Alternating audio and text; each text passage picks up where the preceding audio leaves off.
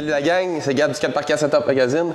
On se retrouve après 2 ans avec Sébastien sur le projet John Deere. Merci de nous accueillir. Hey, ça fait plaisir, Gab. Ça fait 2 ans qu'on ne s'est pas vu. La dernière fois qu'on a fait une vidéo avec le moteur, il était sur une palette. Ah, effectivement, oui, ça a eu beaucoup de progrès depuis ce temps-là. Oui. Comme je vois, là, on a trouvé le châssis pour mettre la mécanique. Oui. C'est un Jeep JK 2008, 4 places. Que là, j'ai adapté, ça appartenait à un de mes amis que lui, il s'est départi de son Jeep. Donc, de mon côté, j'ai fait ce qu'on appelle dans le jargon un frame off. On voit donc, ça. J'ai tout démonté, j'ai nettoyé, je l'ai traité à l'anti-rouille, j'ai beaucoup travaillé sur la structure, autant c'est pour adapter le moteur John Deere au châssis du Jeep JKU. Oui, c'est quand même un sacré boulot, mais un bon travail, c'est intéressant de voir où c'est rendu. La qualité de travail est assez exceptionnelle. On a vu un peu de photos passer sur les réseaux sociaux par-ci par-là, mais le voir en vrai, vraiment, bel job. Oui, merci. Là, on le sait, le moteur John Deere est très pesant, plus que le moteur original. Quasiment pas. J'ai remarqué ton pont avant.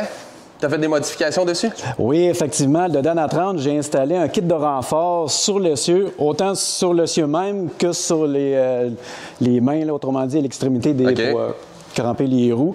Ensuite de ça, même au niveau autant de l'essieu, j'ai dû même modifier un peu pour la suspension, car celui-ci, le poids du Jeep, en fait, c'est plutôt le poids du moteur sur le Jeep. On a un 900 livres de moteur à mettre là-dessus, puis l'original, c'est un moteur à essence que lui, il y avait 400 livres. Là, on double le poids. Il y a une bonne différence, oui. Il y a une bonne différence. Donc, pour remédier à cette problématique-là, donc, j'ai mis des ressorts hélicolido progressifs de 2 pouces de plus haut. Mais là, même si c'était 2 pouces, c'était pas comme trop suffisant. Là. Donc, j'ai mis des rehausseurs de 65 mm ou 2 pouces et demi. Et en plus, advenant le cas, si je vois que c'est comme encore trop lourd parce qu'il reste l'habitacle à installer dessus, j'ai installé à l'intérieur une aide pneumatique. À l'intérieur, un ballon à l'intérieur du ressort hélicoïdal.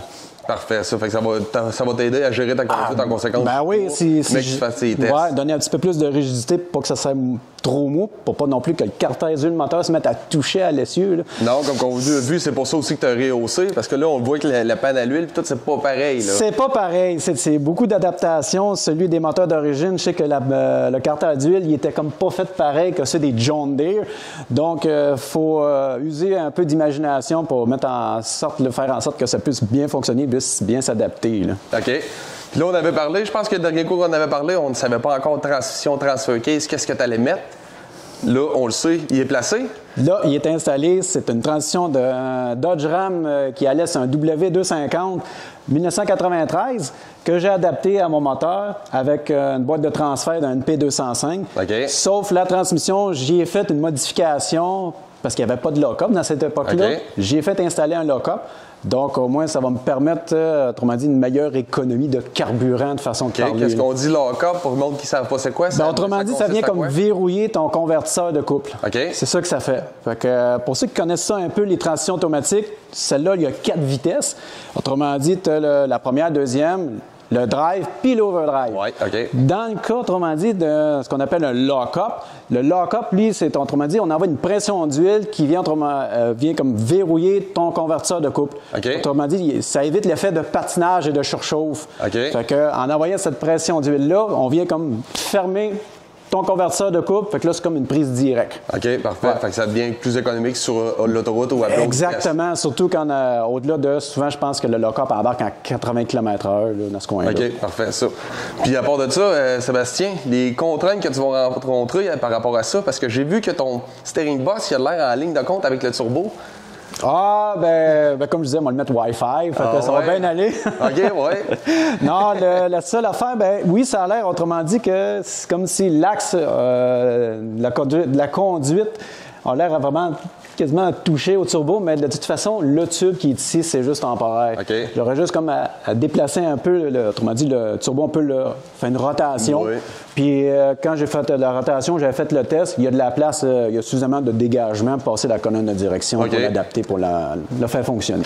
Puis là, j'ai remarqué ton NP205, je m'y connais un peu, il est complètement de l'autre côté. Ouais. Est-ce que ça t'a occasionné des problèmes, quelque chose? Non. Non, ça s'est bien fait? Ça s'est bien fait. En fait, c'est un avantage quand tu as de l'équipement, des machines-outils. Ça l'aide beaucoup. Moi, j'ai l'avantage d'avoir vraiment un tour et une grosse perceuse à colonne. Okay. C'est assez pratique quand tu veux faire du machinage de précision. C'est sûr, ça peut fonctionner avec les outillages qu'on a sur la main, mais des fois, ça peut faire une petite différence. Des fois, c'est pas parfait. Non, mais comme je vois, je pense que tu es assez perfectionniste. On le voit, le résultat. Juste un petit peu. Juste un petit peu. Juste un petit peu. Puis sinon, il te restait... C'était quoi la prochaine étape pour toi?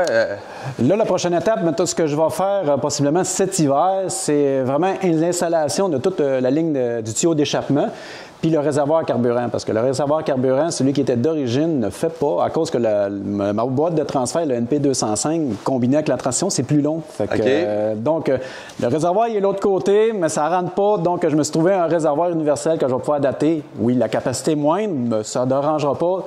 Au moins, ça boit un petit peu moins. Ça boit un petit peu moins. Puis, donc, oui, c'est pas mal les deux choses que je vais faire, disons, au courant de l'hiver. C'est quelque chose qui est rapide et facile à faire. Parfait, ça. Puis pour ceux qui n'ont pas vu la première partie, ton setup, tu le fais en partie pour quoi? Ah, moi, c'est le faire, puis après de ça, moi le vendre, puis je n'ai plus besoin. Non. Hey, non, ça sera vraiment mon véhicule de tous les jours. Là. Je veux vraiment avoir l'impression, la sensation de rouler avec un Jeep, avec un moteur diesel. Là. On en voit tellement peu, puis les rares qu'il y en a, on n'en voit pas au Québec. Ouais, on n'en voit pas au Québec. J'ai jamais entendu dire quelqu'un, j'ai un moteur John Deere dans mon Jeep. Ah, c'est ça. Ah non, ça, puis je vais faire exprès, puis même ça va être beaucoup plus tard, mais c'est certain que j'en avais même parlé avec mes collègues au travail. Là, je vais le mettre vraiment vert John Deere. Puis sur le capot, au lieu de marquer, comme on voit, des Renegade, des trucs comme ça, on a des décalques. Nous, chez John Deere, j'ai un décalque là, vraiment qui sera noir avec le contour argent que je vais mettre sur le côté du capot, marqué John Deere chaque côté. Puis, non, ça sera la cerise sur le gâteau. Final. Quand il est rendu là, on fera, oui. OK, fait que ça ne sera pas pour une utilisation en route. Non, c'est vraiment pour un véhicule de tous les jours. Là, avoir la fierté de l'avoir fait. Oh, oui, c'est faire tourner les têtes là, pour le monde qui le voit. C'est vraiment un Jeep vraiment qui sort hors de l'ordinaire. Bon, c'est parfait, ça. Fait que la gang, si vous voulez suivre Sébastien sur TikTok, il fait beaucoup de suivi. Il y a aussi d'autres projets qui sont vraiment malades à aller voir. Puis, n'oubliez pas, likez, abonnez-vous. On se revoit bientôt sur un autre projet.